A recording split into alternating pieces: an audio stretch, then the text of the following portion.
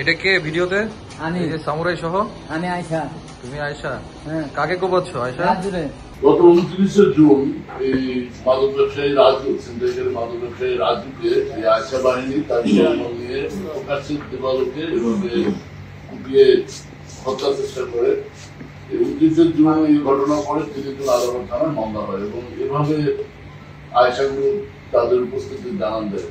তাদের যে মাদক ব্যবসার সাম্রাজ্য বা তাদের দখল চাঁদাবাজির যে তাদের আয়শা বাহিনী, এই বাহিনীর উপস্থিতি তারা জনসমক্ষে জানান দেয়।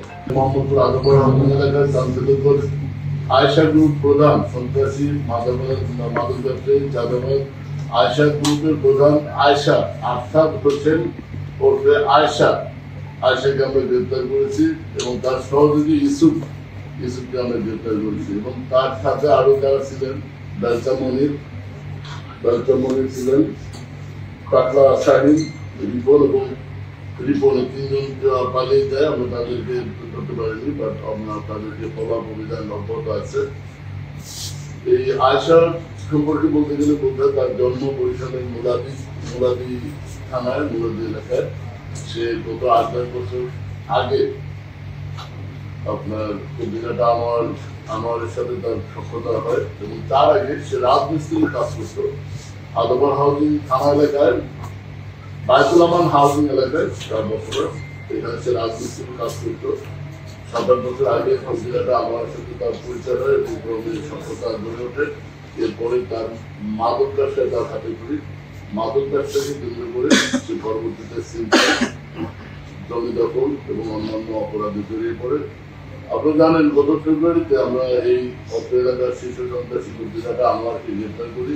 আমার গ্রেপ্তারের পরে যে আমাদের শূন্য স্থান দখল করার জন্য এই আয়শা নিজের নামে আয়শা গ্রুপ নামে একটি সন্ত্রাসী বাহিনীকে নিজের গঠন করে এবং এই সন্ত্রাসী বাহিনীতে রয়েছে এই ইউসুফ, বেলসা মনির, টাকলা রিপোর্ট, ইউসুফ, শাহিন, এই 5 জনকে নিয়ে সে একটা গ্রুপ গঠন করে এবং এই গ্রুপ এই অর্থ আদমপুর হাউজিং এলাকায় মাদক ব্যবসা, চাঁদাবাজি, জমি দখল এইসব অপকর্ম করে আসছে। গতকাল সাভার থানাধীন ঠাকুরদা এলাকার পরিত্যক্ত বাগান বাড়ি থেকে আমরা তাকে তার অন্যতম সহযোগী ইউসুফ সহ গ্রেপ্তার করি এবং তার অন্য সহযোগী বেলসা মনির, টাকা রিপোর্ট পালিয়ে যায়।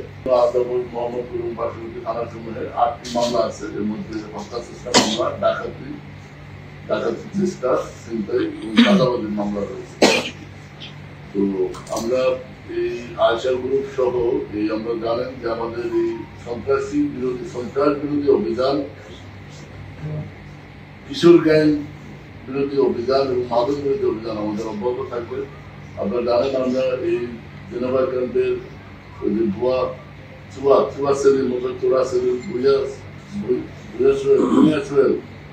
এদেরকে আমরা আইনের আওতায় নিয়ে এসেছি এবং এই জেনেভা ক্যাম্প আমরা বারবার বলি যে একসময় মাদকের সরবরাহ ছিল, আমরা নিয়ন্ত্রণ করতে পেরেছি। এখন কিছু আছে, এটা আমাদের নজরদারিতে রয়েছে। আর এই মোহাম্মদপুরে এক সময় কিশোর গ্যাংয়ের যে দৌরাত্ম আপনারা দেখেছেন, এই যেভাবে উপরে প্রকাশ্যে যখন কোপায় মানুষকে এই কুপিয়ে নৃশংসভাবে হত্যার চেষ্টা চালায়, এটা মানুষের মধ্যে সমাজে একটা আতঙ্ক জনমনে তৈরি করে। এই অপরাধীদের কোনো স্থান নেই, ধর্ম নির্বিশেষে আমরা তাদের বিরুদ্ধে আইনগত ব্যবস্থা নিতে আমরা বদ্ধপরিকর। আয়শা বাহিনীর অস্তিত্ব আগে ছিল না, এই ছিল পত্রিকাটা আমার গ্রুপের একজন সহযোগী এবং সেই আদাবর থানাধীন বায়তুল আমান হাউজিং এরিয়া এবং তার আশপাশের এরিয়াটা এই আয়শা কন্ট্রোল করতো। এখানে মাদক ব্যবসা, এখানে চাঁদাবাজি, এখানে দখল, এখানে ছিনতাই, এখানে কিশোর গ্যাং, এগুলো আয়শা কন্ট্রোল করতো এবং এর বকরা আনোয়ারকে দিত। বাট গত 17 ফেব্রুয়ারি আমরা পত্রিকাটা আনোয়ারকে গ্রেপ্তারের পরে আইনের আওতায় নিয়ে আসার পরে আমাদের সাম্রাজ্য, আমাদের সহযোগীরা এখন বিভিন্নভাবে যেভাবে পারছে আধিপত্য বিস্তার, দখল, এই প্রতিযোগিতায় লিপ্ত হয়েছে। সেই ক্ষেত্রে এই আয়শা বাহিনীর অস্তিত্ব এই 29শে জুনের ঘটনা, রাজুকে কোপানোর ঘটনার পরে আমরা এই আয়শা বাহিনীর অস্তিত্ব সম্পর্কে জানতে পারি।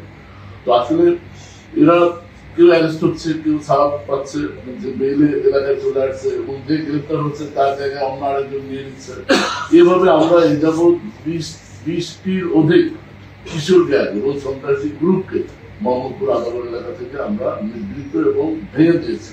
তাদেরকে তাদের গ্রুপের সদস্যদের গ্রেপ্তার করে আইনের আওতায় নিয়ে আসছি। এখন এই বৃষ্টির যে শেষ তা না। আজকে আয়েশাকে গ্রেপ্তার করে আমরা আইনের আওতায় নিয়ে আসলাম, দেখা যাবে এই 2 দিন পরে আরেকজন আয়েশার জায়গা দখল করেছে, আরেকটা বাহিনী গঠন করে ফেলবো এবং সেও এরকম একটা বড় ধরনের অপরাধ সংগঠনের পরে আমরা তাকে আইনের আওতায় নিয়ে আসি।